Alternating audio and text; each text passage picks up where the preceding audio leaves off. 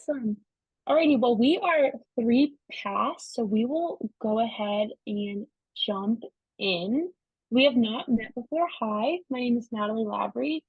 I head up marketing at Climate People. If you're not familiar with Climate People, we are a climate recruitment and advisory firm.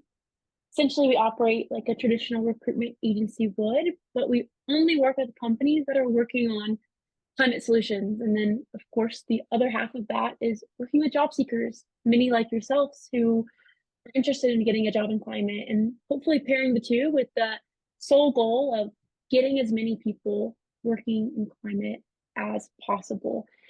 So that's kind of where these events were born. We talk to a lot of job seekers who have a really hard time seeing the role that they could play in climate. They don't really know how their profession could end up in a climate job. So we started bringing on professionals like Cam who can tell their stories of how they went about getting a job in this space to hopefully shed some light on different journeys and ultimately inspire all of you to follow suit. So that I'm super excited to have Cam with us here today. He is a sales manager at Uplight.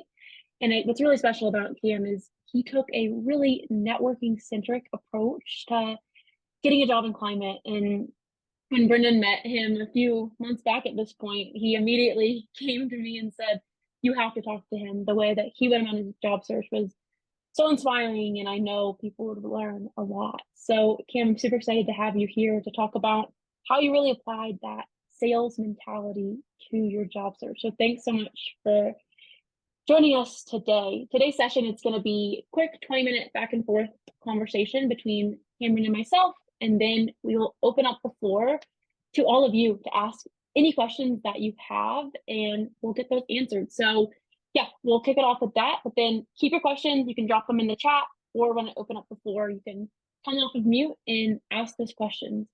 But with that, Cam, do you want to quickly introduce yourself and give us a little background on your climate job search and kind of how you got to where you are now at Uplight? Sure. Yeah, thanks so much, Natalie. Really excited to be here, and thanks everyone for coming. So I'll try and do this quickly, but I do think it's worth taking the time a little bit just so everyone has context, because I think there's a lot in my story that's probably applicable for a lot of folks that are on the call today. So I spent the first 10 years of my career working in a mix of sales and account management roles, but always in what I would call like more traditional SaaS companies, right? So never anything climate related. And I always took the approach throughout my career that like I was kind of agnostic to what I was selling, right? I cared much more about, am I making good money? Do I like the people that I'm working with? Am I growing? Am I challenged?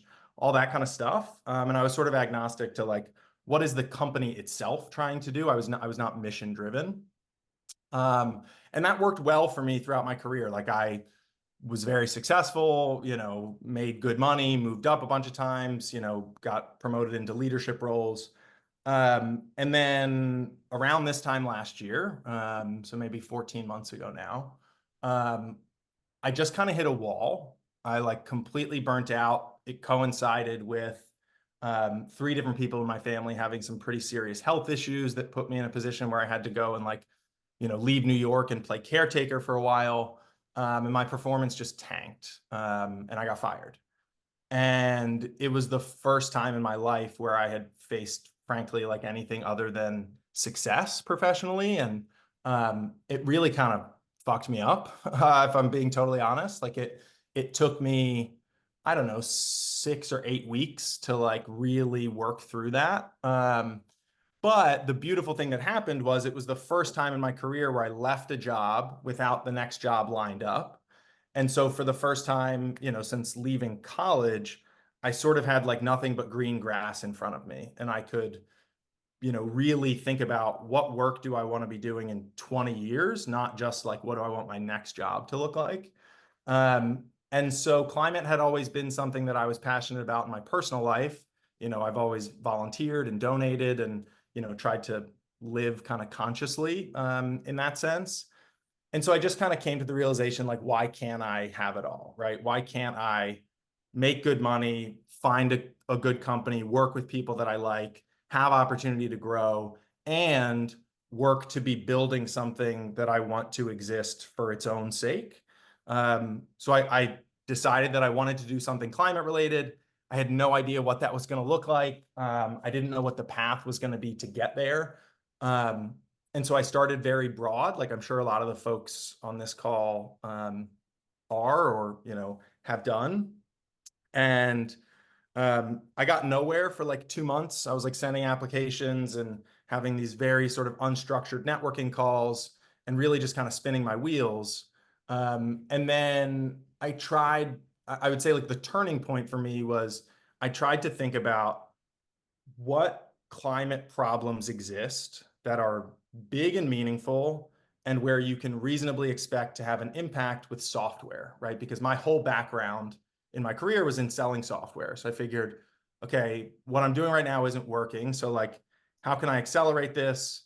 How can I make the transition as easy as possible? And I figured if I could just isolate one single variable, which is that industry switch, but keep everything else about like the role, the company profile, the product to a certain degree the same from what I had done before, I'd find more success. And that theory proved to be very true. So I went from in the first couple months of my job search, sending in probably, I don't know, 20 or 30 applications and getting like 2 interviews and no offers, to then once I got really specific about the industry that I wanted to work in, which for me turned out to be energy tech. I applied to 4 companies, I got 4 interviews, and I got 2 offers. And so that took another 2 months basically from the time that I got really specific. And now to Natalie's point, in my 9 to 5, I work in sales at Uplight, and I also, as a side project, I guess you could call it, I do one-to-one coaching with folks who are trying to make the transition. I do bi-weekly office hours, kind of similar to this call, which is an open forum for people who want to work in climate to come and ask questions. And I post content on LinkedIn every day, sharing my experience, sharing my learnings, and trying to just proliferate some of that knowledge to help folks who want to make the transition. So I think that was like 4 minutes, which I That feel. was perfect. Yeah, yeah, I really appreciate that. And I think it gives a lot of like really good framework for people. And you spoke to a lot of the struggles that I hear from job seekers every single day, and brought up a couple of really, really good points that I want to dive in a little deeper into. First of which being, you say, I wanted to get a job in climate. So I just started looking and I didn't niche down. I just really took climate head on and just tried to get a climate job.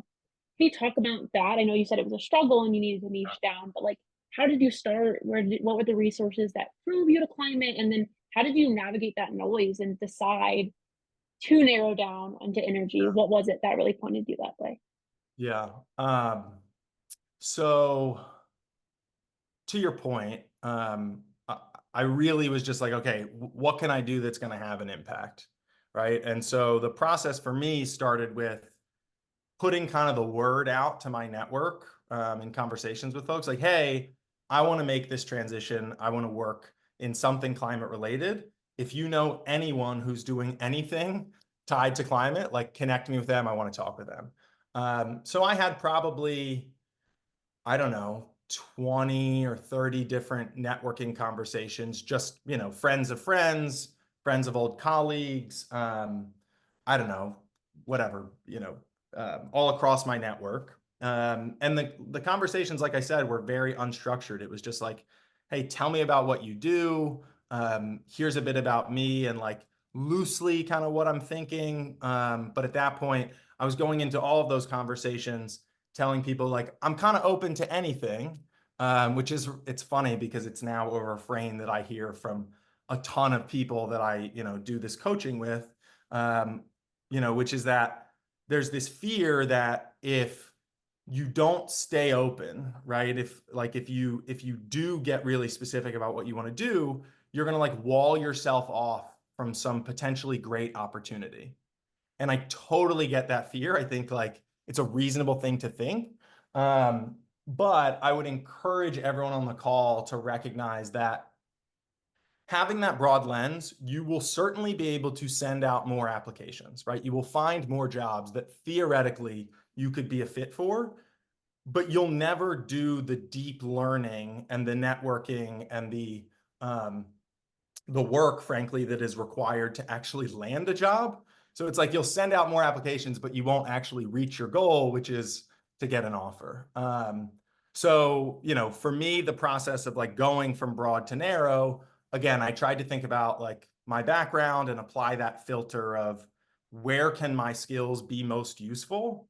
So to give you an example, this helped me eliminate things like agriculture. Like, yeah, there's some ag tech software out there, but that's a very nascent industry. Biodiversity loss probably isn't going to be solved by software. But energy and like moving to a distributed energy model as opposed to the centralized model that we've relied on for the last 130 years, that is an area where like software will be arguably the key driver in getting us from where we are today to where we want to get to. And so when I found that as a concept, like distributed energy and kind of grid modernization, it like hit me like a lightning bolt. And I was like, great, this is what I need to be doing. I found it very naturally interesting, which is another thing I talk about with people all the time. Like, as you learn more about what's happening in climate, there's so much that's changing, so many different topics you could theoretically spend your time learning about. You will likely find one or two that you're just like naturally drawn towards and naturally like eager to learn more on, read another book, listen to another podcast. So I would just say like be mindful to those signals of what's like easy for you to talk about, easy to learn about, as opposed to stuff where you're kind of like forcing yourself to pay attention just because you think it's important or think it could be helpful.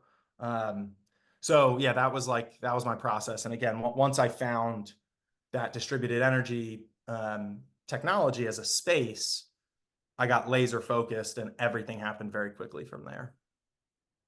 Yeah, that makes a lot of sense. And I love how you talk about like the alignment between your background, what you've done before, and where you're going to go or where you're hoping to land.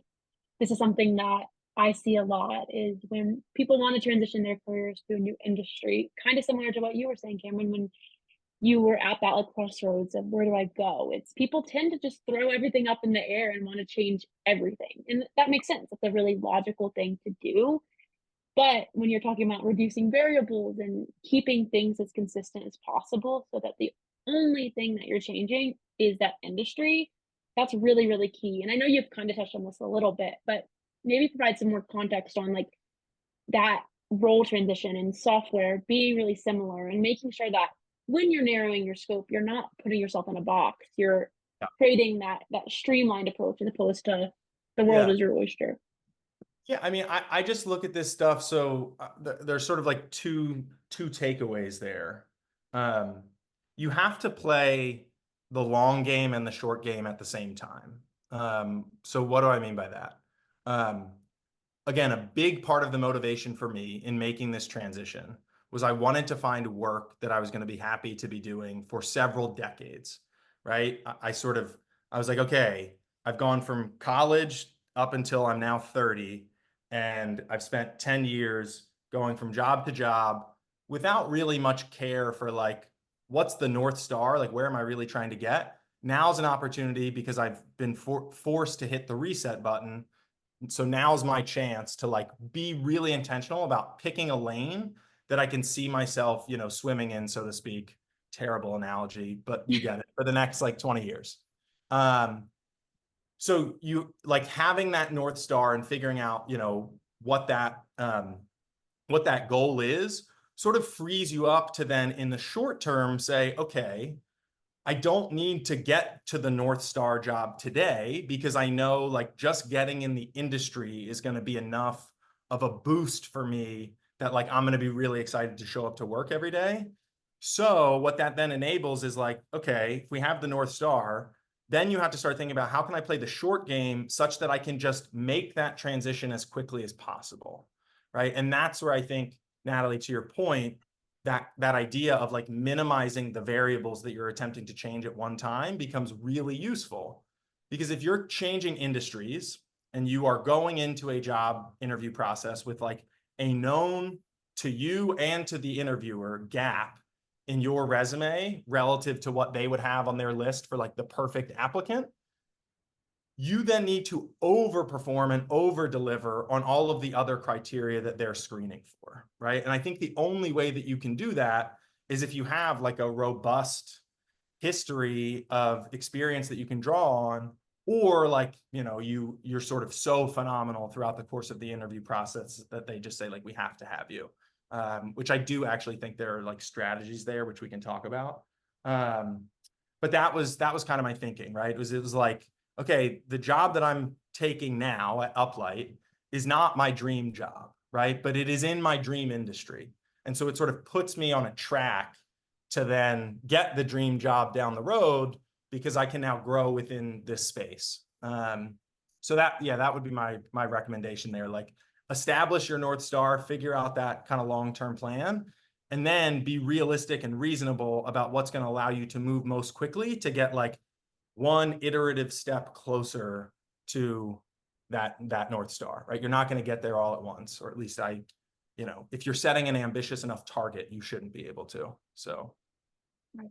Yeah, that's a great advice. And yep, something we tell people all the time of your next job does not have to be your final job. Yeah. It's a journey, and it's gonna help you get there. So yeah. And even like to that point, like rejections are helping you get there. And kind of switching gears a little bit entirely, but I also really want to dig into how you went about getting this job. Like I know we talked about your networking centric approach. Can you Yeah. just walk us through like your process? You applied to jobs, but then you followed up. Like how did you really get those conversations going to get those interviews that you were talking about? Yeah.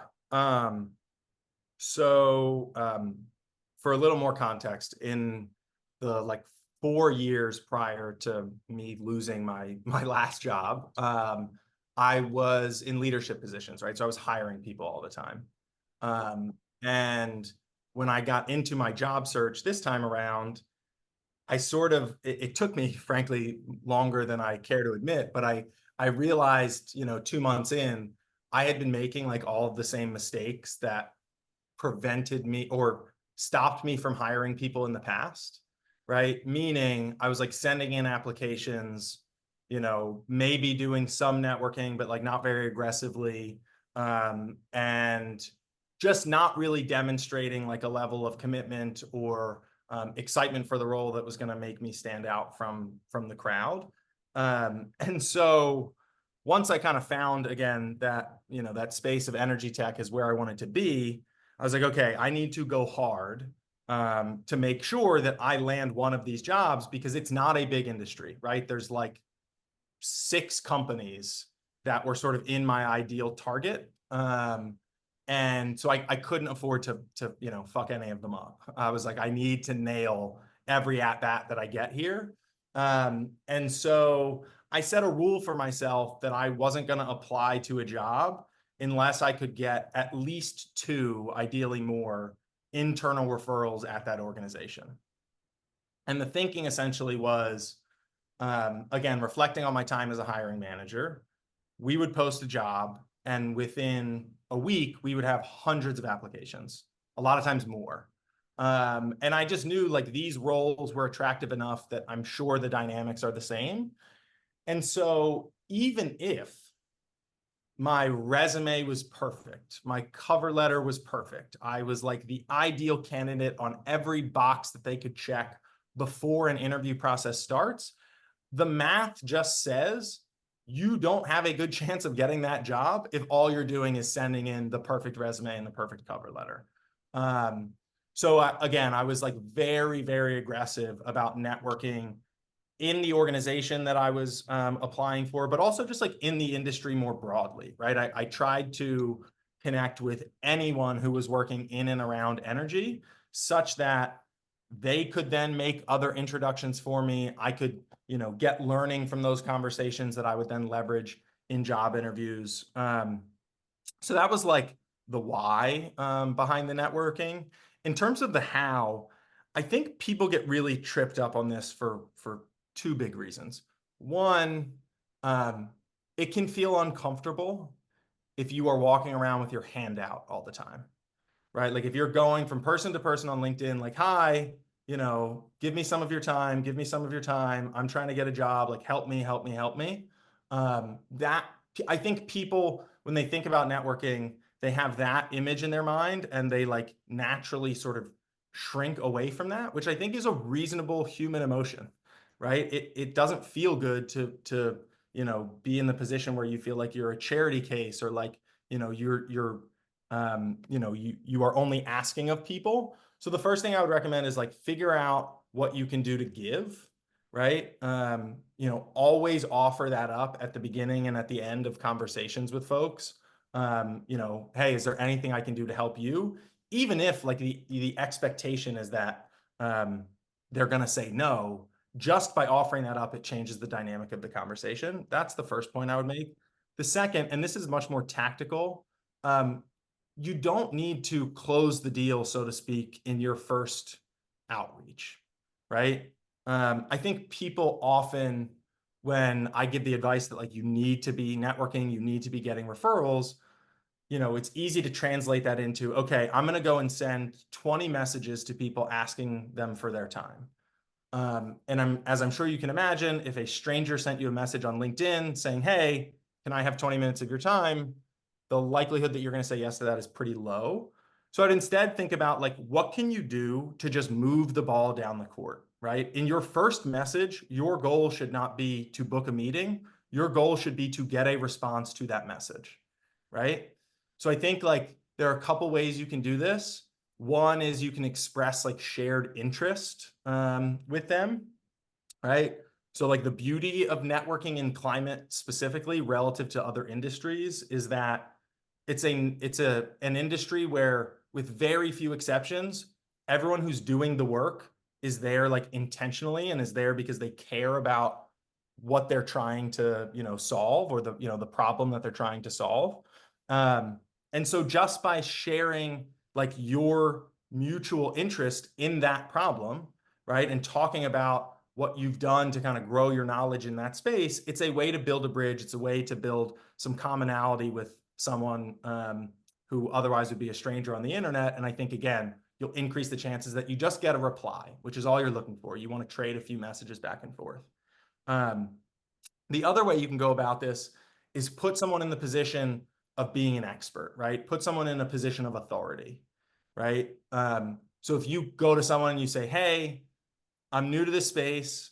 I love what you guys are doing at your company. Here's what I've learned recently. Like, I'd love to get your perspective on this question that's been like gnawing at me as I've been doing my research, right? So that does two things. One, again, like builds that bridge, but two, it says to that person, hey, I think what you're doing is great. I value your opinion. I think you're smart. I think like your insight is useful.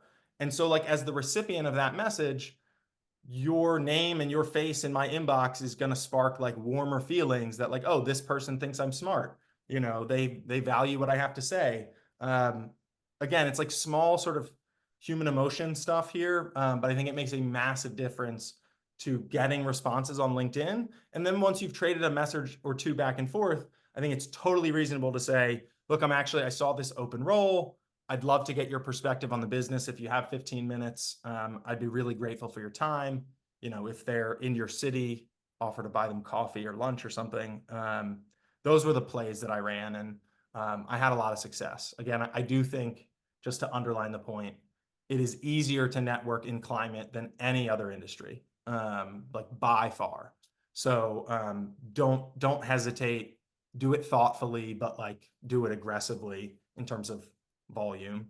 And I think you'll have a lot of success.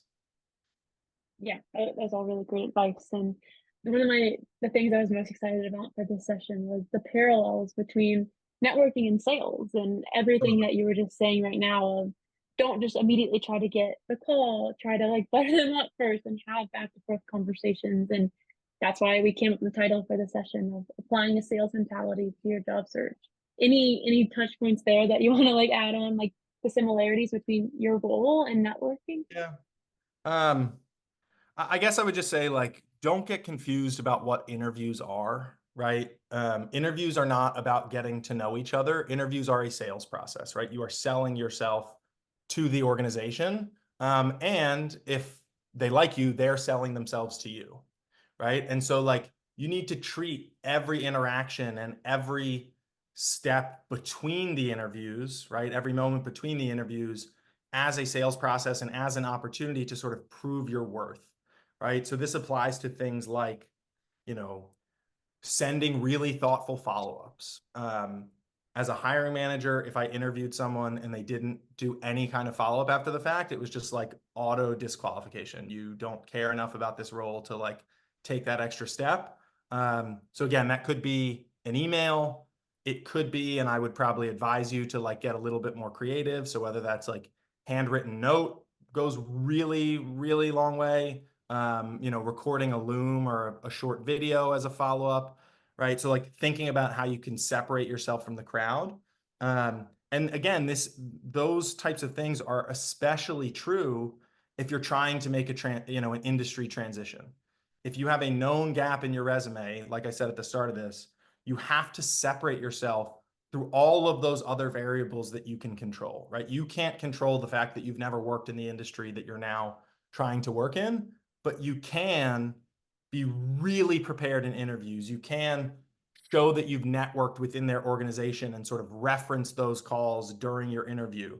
You can separate yourself with like really thoughtful follow-up. You can get creative and, I don't know, do some extra work or some extra project during the interview process that shows, this hiring manager, this company, like, look, I'm so committed to this that I'm willing to do what other people won't. Again, I think like it's easy in climate in particular to sort of trick yourself into thinking, well, I'm so passionate about solving climate change, like surely that's enough, right? Surely they'll want to hire me because I really deeply care. But the reality is like 98% of the people that are applying to those jobs also care about solving climate change. So like you have to be strategic to separate yourself from the crowd. And I think it's like, the networking and some of those little signals you can send throughout the interview process that show, again, you're going to work harder than the next person, you care more than the next person, you're more intelligent and, more skilled than the next person. And that's the stuff I think that will allow you to overcome that gap. Definitely. Yeah, we always say that the best way to compensate for a lack of industry is via passion and being really explicit. So many job seekers I work with are scared to tell the hiring manager, the networking person, like, I Yeah. want to work here. I care about these issues because they fear it makes them look vulnerable. But to your point, it does the opposite. It shows that they're truly invested and want to. And I would add to that, Natalie, like, yes, passion is amazing. But the other thing you can do to overcome the industry gap is like demonstrate the learning that you've done in the interview process, right? Like come to those interviews with a perspective on their business, their industry, the challenges that they face, what the potential solutions are. And I think like the moment in the interview where they sort of flip the table around and say, cool, like what questions do you have for me? That's the time to do this really well, right? So like the questions that you ask should not be, what's a day in the life like in this role? Like, no, that question doesn't get you anywhere. It may give you useful information, but it doesn't send a signal to the hiring manager, right? And so if you have a 30-minute interview, every minute of that interview matters so much. And if you're not thinking strategically about how to use the questions that you're asking as a means of sending a signal to the hiring manager that you've done learning, you've networked, you've taken that extra, those extra steps, you're just wasting what is, in most interviews, 30+% of the time. So yeah, like, I always made a point of using those questions as a time to say like, I was having a chat with so-and-so on your team last week, right? They brought up this point that I thought was interesting. Like, I'd love to get your take on this, right? Here's my 2 cents. Like, what do you think? Right. So in one fell swoop, you're like, hey, I talked to someone on your product team. So it's like, cool, you're doing networking. I asked thoughtful questions in that conversation, which shows like, I'm really genuinely interested in this topic. I'm now, again, coming to you to get your perspective on it, which shows like, I'm thoughtful, I care, I want to like do this thing the right way. So again, I think using the entirety of your interviews and everything that happens like before and after the interviews as a means of demonstrating that is really useful. Yeah, certainly. And you're talking to their pain points. You're making yourself sort of the solution to their needs. And yeah, Awesome. Well, I feel like I could ask a million questions all day long. This is such a great conversation, but I do want to make sure we're turning it over to the audience. So, anyone in attendance today, what questions do all of y'all have? You can feel free to raise your hand. I can call on you, can come off of mute. You can ask.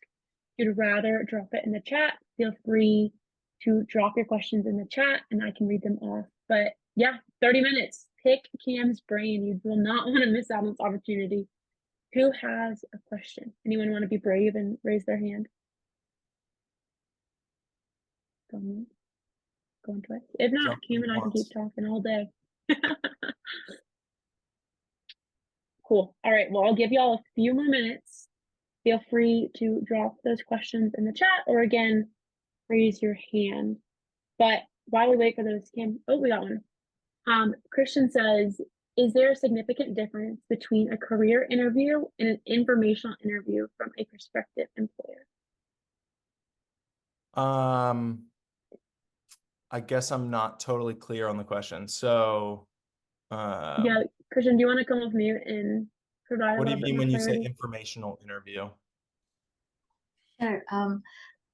Just a bit of a background. So I received, got a contact like a few months back, and I reached out to the company of the two persons that I networked with, and then each company sent me an email. Do you want a career interview? And then the other one sent me an email for an informational interview. And I was wondering if there's a difference between the two because they're from two different companies, and I don't know. I want to do like a bit of research before I go into those interviews, and I just wanted to know if it's different from each other or it's basically the same because they didn't really explain much about it, and I'm just waiting for them to respond. So I'm kind of shy to ask through email, what do you mean by career interview? Because I don't want to Yeah. sound like I'm stupid or something like that. Yeah, that's not terminology that I've heard, Natalie. I don't know if you have. No, I would just clarify. I would ask. I don't think there's any harm in saying like, I would love the opportunity to interview. Want to make sure I'm best prepared. Can you provide some more context into like what this interview is going to look like? Yeah, and I think like as a rule, Christian, like if you are having any type of interaction with someone who works at a company that you're interested, whether it's an interview or just a networking call that you set up on your own, I would prep for those the same way, right? It's like you, no matter what the context is, you want to come prepared, researched, have your questions already written out, right? Like be on top of your shit, no matter what, because whatever terminology they're using, it's a chance to make a good impression. So I wouldn't pass that up. Definitely. Cool. Thanks you guys for dropping all the questions in the chat. Really appreciate it. Kim, Angela says, what if you've already gotten rejections from your dream target companies and you are looking to keep building the relationship despite the initial no? It's a great question. Yeah, it is a great question. Because again, I think there's never it is never a bad idea to play the long game, right? So if you really love a company and you've been told no, I do think it's worth continuing to build relationships with folks at that organization. Now, you know, one caveat there, like you don't want to rub people the wrong way or sort of seem indifferent to the perspective of the hiring manager, because that could come across as, not super favorable to you. But I do think there's value in continuing to build those relationships with people that could be fellow peers or, other folks at that organization, such that, if another role opens up, you've got a chance to throw your hat back in the ring. And I think, again, this speaks to like the value of not feeling like you need to find the perfect job tomorrow, right? You can take a job that like gets you a step closer to whatever that dream company is, right? So if there's a different company that's in that same industry and they have openings, like go after that.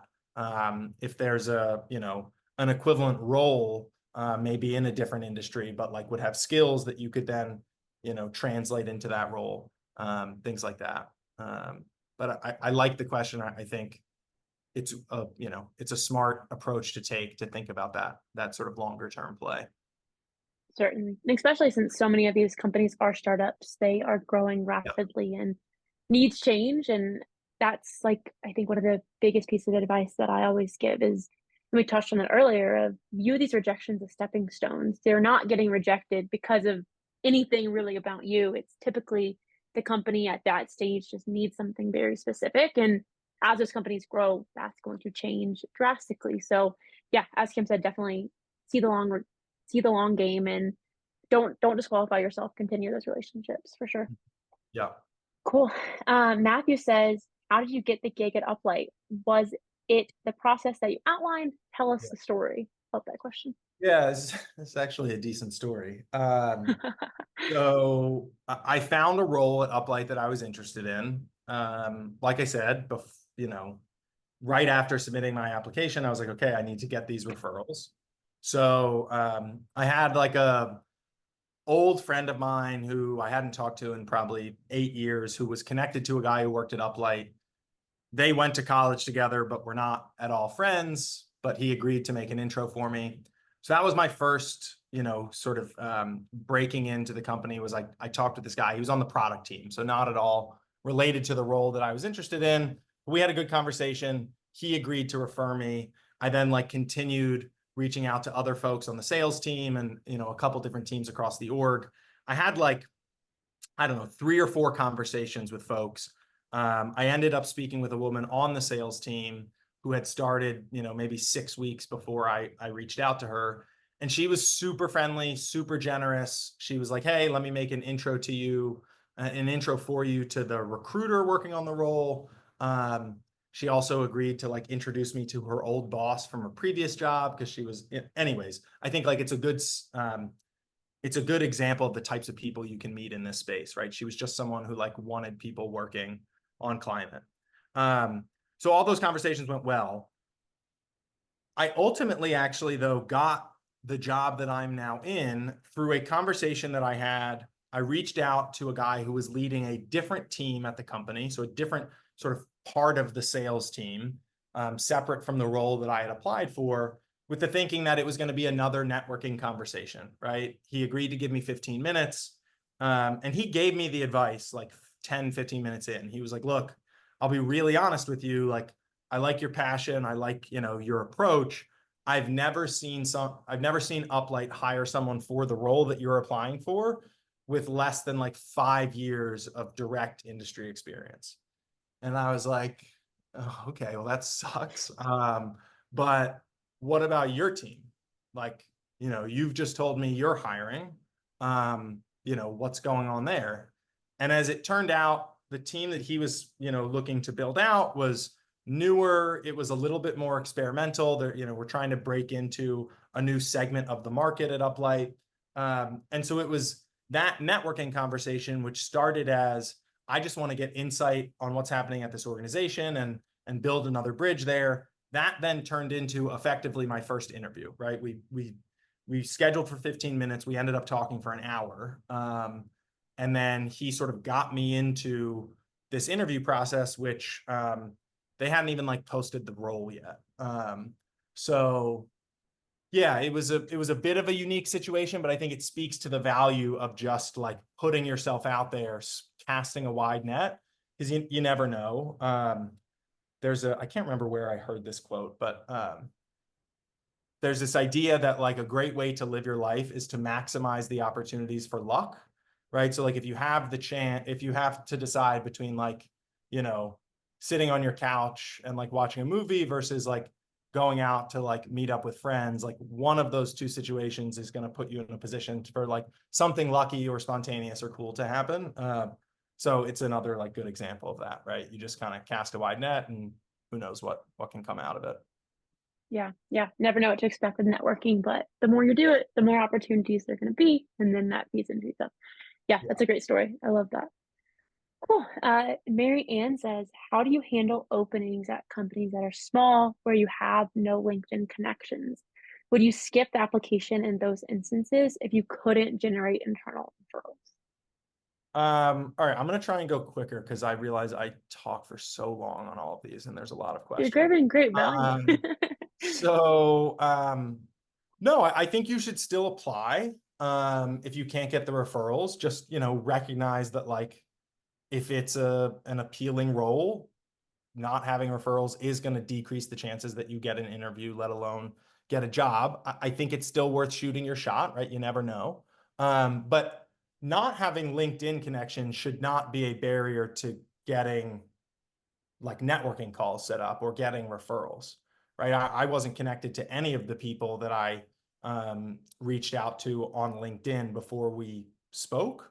So I would say like still go after those folks on LinkedIn, send thoughtful messages, again, be like respectful of their time and try and build some connection first. But go after that. And if you truly get like stonewalled, if it's a 5-person company and you go after all 5 people and have no luck, like sure, send in the application. The other thing you could potentially look at is if they're small but have any venture funding, you could, try and build some relationships with folks at one of those venture firms. That was another avenue that I explored with some success. So yeah, shouldn't view it as a true stonewall if you get blocked out that way. Definitely. Cool. Sophia says, could you give a personal example of how you demonstrated your passion about climate or your specific interest in the industry to distinguish yourself from other candidates? Yeah. So first and foremost is like, again, going back to that point I made earlier on the questions, right? Asking questions that reveal that you are coming into the interviews with like a thoughtful perspective on the industry that they're in. That's the first thing. The other thing was, if I got any sense or any direct feedback from potential hiring managers that like that industry gap is the thing that they're having reservations about, which in my case, it generally was. I would then in my follow-ups, not just like immediately after the interview, but I did a post on LinkedIn about this, I don't know, a week or so ago.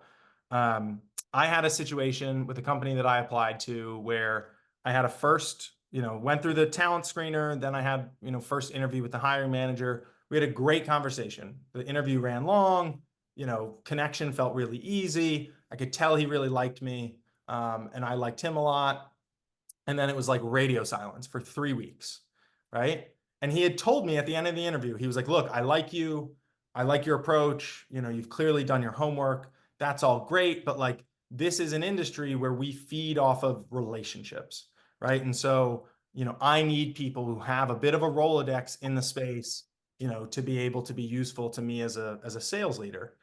And so I was like, okay, well, I haven't worked in the space, but I have ability to meet people that are working in that space. So literally for 3 weeks in a row, every Friday, I sent that hiring manager an email, which I can like show you guys. I sent him an email saying, hey, here's what I did in the last week to grow my network in the space, to increase my knowledge about your industry, right? So it was like, I read this book, I spoke with these 4 people, right? I hosted this networking event, right? So it was like, again, just constantly sending signals that I'm serious about this. I know I have a gap. I'm putting in the work to close that gap.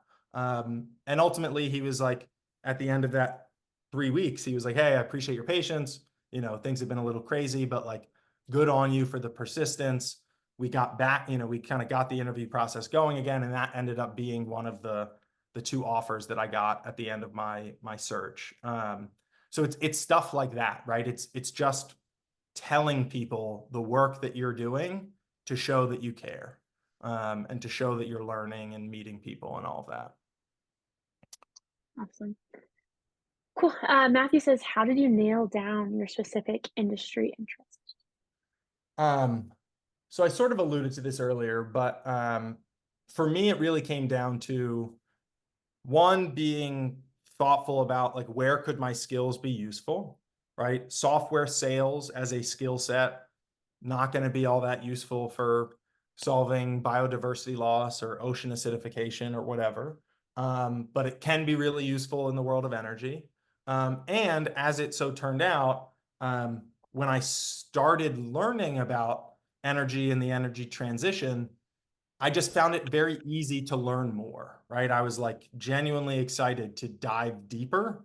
And so that I viewed as a signal that like this is where I'm supposed to be. Again, it also worked in my favor that economically, that's an industry that is guaranteed to blow up in the next, 10, 15, 20 years. So there is a lot of opportunity. There will continue to be a lot of opportunity. So it's some combination of like assess what skills you have, figure out where those skills map to existing climate problems. And in a perfect world, that will overlap with like problems that you're genuinely interested in or specifically interested in relative to all the others. And then you're kind of off to the races. I guess I should also say, I took a course through an organization called Terra.do, which was like a high level climate science overview kind of thing. And then they do some sort of professional development stuff in the later stages of the course. I found that to be useful, but I definitely wouldn't say like it was the thing that allowed me to get a job. I do think doing your own learning and research and like listening to your brain and your body when you find a topic that like really lights you up and just going deep on that would be my recommendation. Sweet. Cool. So we've talked a lot about like compensating for a lack of industry experience, but the next question is, do you have any advice for recent graduates aiming for a climate role? How do you compensate for just low work experience or not having that Yeah. much work experience? So look, I'll throw the caveat out there. In like my coaching and stuff, I intentionally don't work with recent college graduates, not because you guys aren't worth it and don't have a lot to offer, but just because it's not an area where I have personal experience to draw off of. And so, I don't want to give people bad advice. So, take this with a grain of salt, but I do think that the fundamentals are largely the same, right? It's like you need to demonstrate just because you are a recent college graduate doesn't mean you don't have skills, right? So whatever skills you do have, which I'm sure are robust and useful, think strategically about where those skills could translate again to a specific industry and a specific role within that industry. And then once you have that target, it's kind of all the same plays, right? It's like meet people that are doing that work today, understand how they got to where they are, share those learnings when you do get opportunities to speak with recruiters or hiring managers, whatever the case may be. Do your own learning and development on the side, right? Such that you can go into an interview and be like, look, I'm new to this, but I care so much about it. Like I've spent the last 3 months reading these 12 books and listening to these podcasts and talking with these people in your industry. And all that has summed up to, me having what I think is a fairly well-educated perspective on your business and where I can kind of fit in to be useful. So that would be my recommendation. But I'd also suggest you reach out to folks who are 1 to 3 years into their career in climate roles and get their perspective because they're probably going to have more useful advice than I would.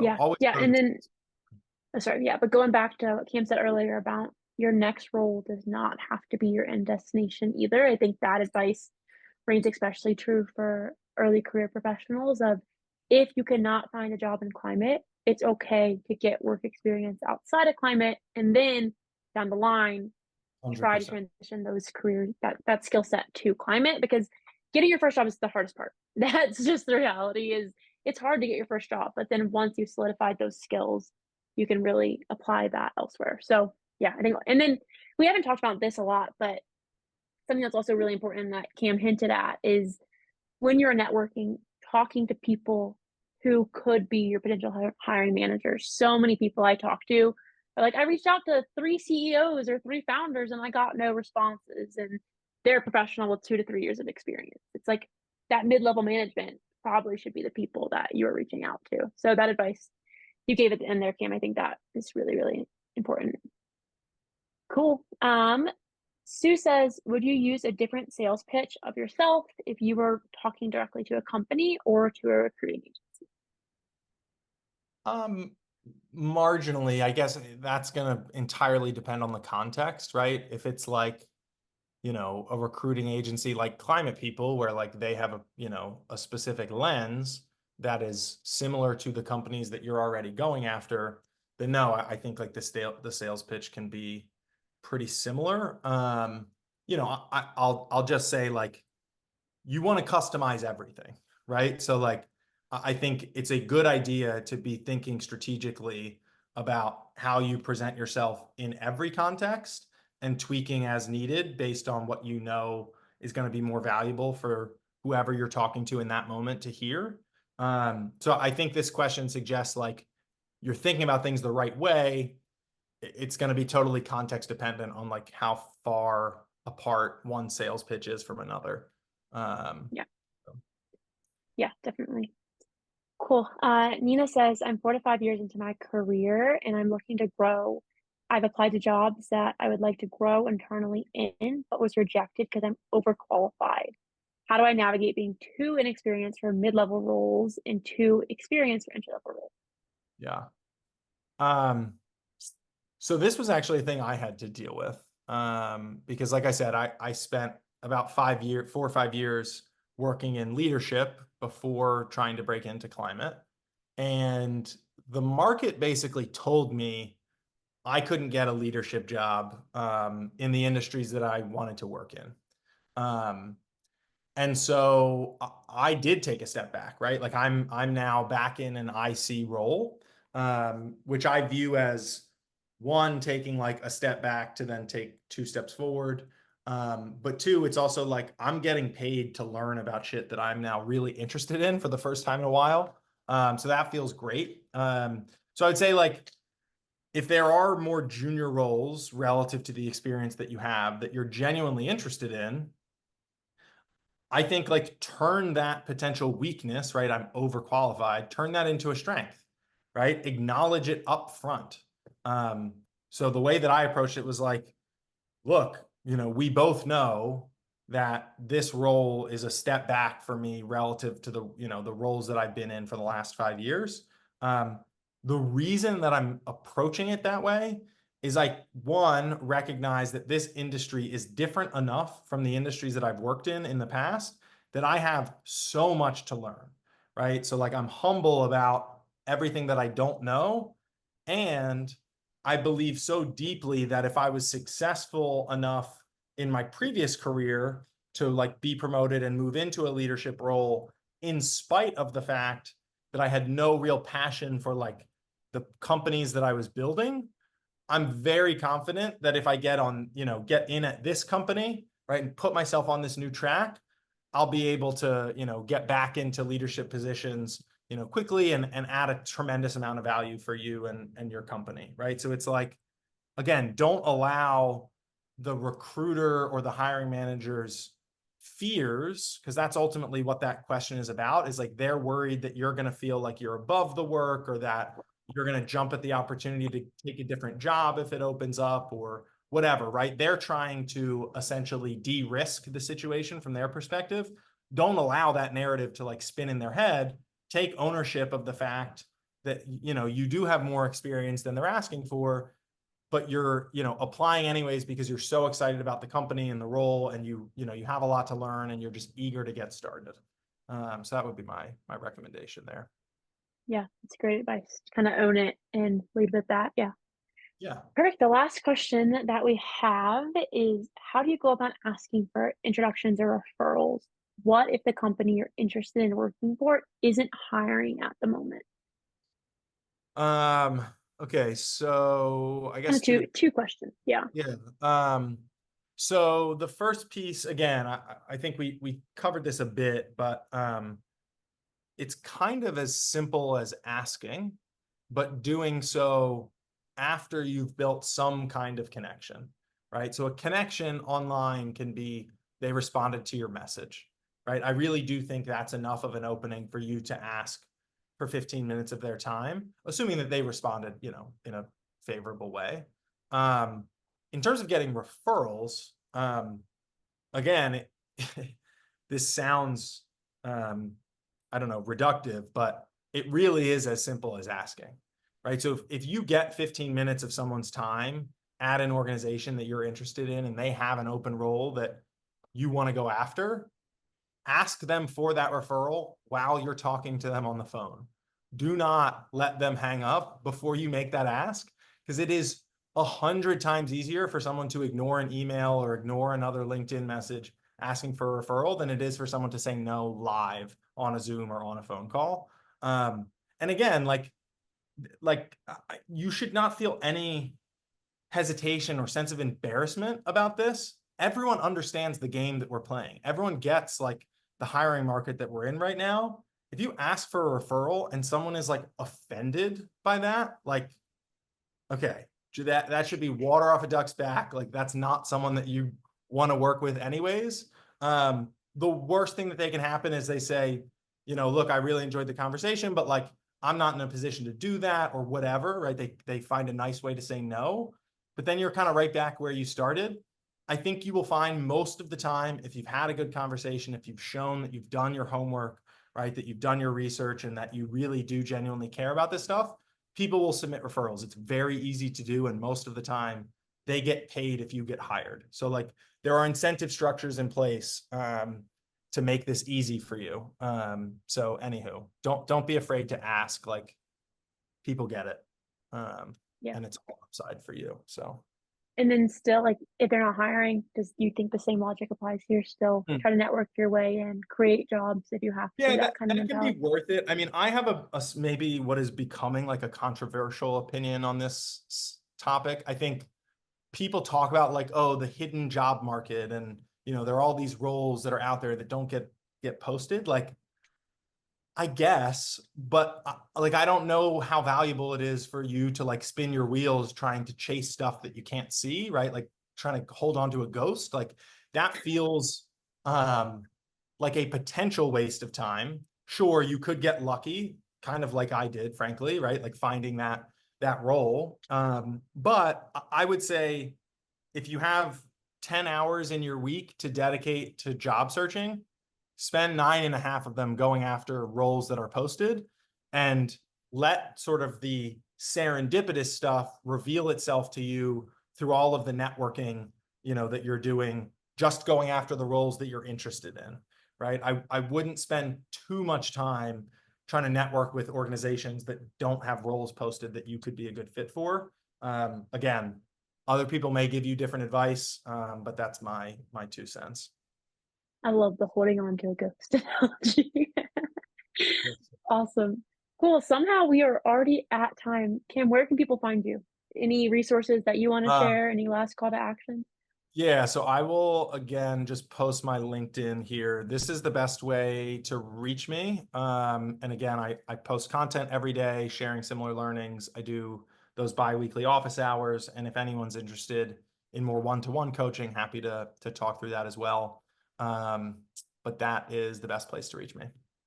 Perfect. Thanks for sharing that. And thank you so much for your time today. I learned a lot. I'm already seeing all the messages flooding in about how much people learn. So really appreciate you and your insights, and quickly dropping a link to all of our future events in the chat. Everyone can keep your eyes peeled for a follow-up email where I'll include this recording if you want to go back and refresh. And then I'll also link to Cam's LinkedIn in there as well.